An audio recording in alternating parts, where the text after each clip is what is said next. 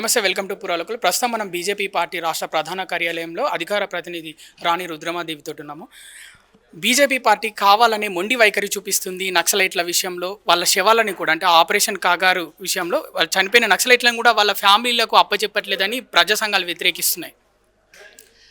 ఇప్పుడు ఒకటి ప్రజా సంఘాల పట్ల మాకు కూడా గౌరవం ఉంది. ప్రజా సంఘాల అభ్యర్థనలను భారతీయ జనతా పార్టీ ఎప్పుడు కూడా తిరస్కరించలేదు. అయితే ప్రజా సంఘాలు కూడా దేనికోసము మనం డిమాండ్ చేస్తున్నాము అనేటువంటిది వారు కూడా ఆలోచించాలని మా అభ్యర్థన. ఇదేమి వెనుకటి కాలం కాదు.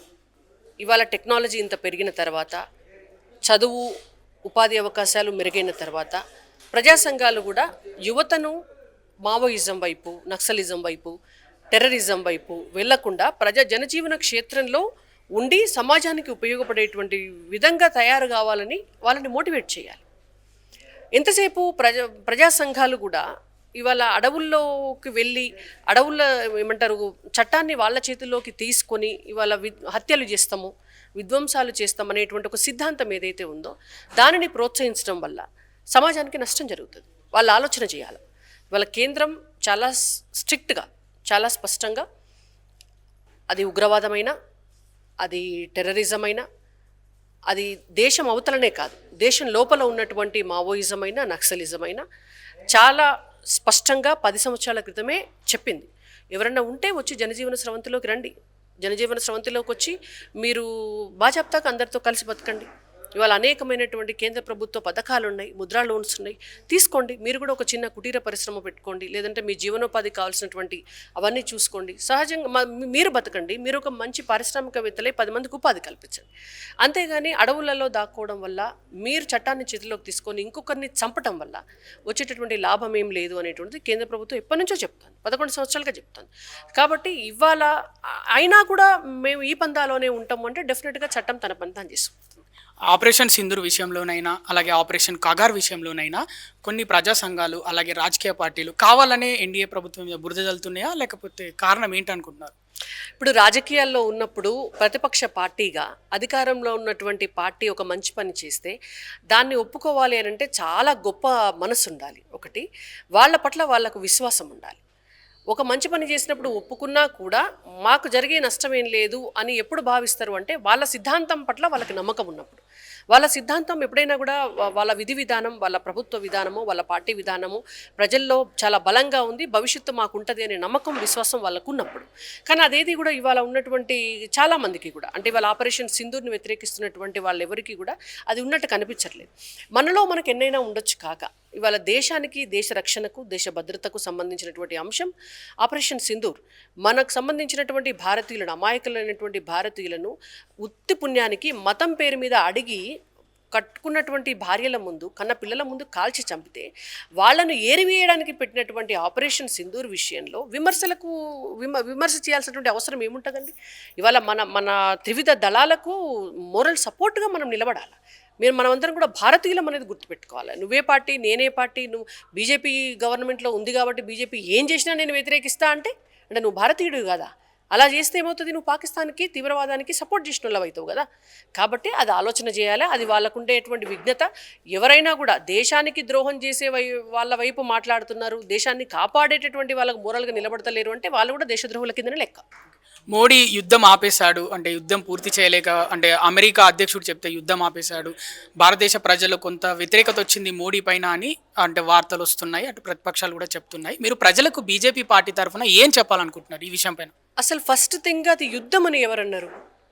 తీవ్రవాదులు మన భారతీయులను హతమార్చితే మనము ఆ తీవ్రవాదాన్ని హతమార్చడం కొరకు మనం చేసినటువంటి ఒక ఆపరేషన్, అది కూడా ఒక సర్జికల్ స్ట్రైక్ లాంటిది, ఒక 23 నిమిషాల ఆపరేషన్ అది.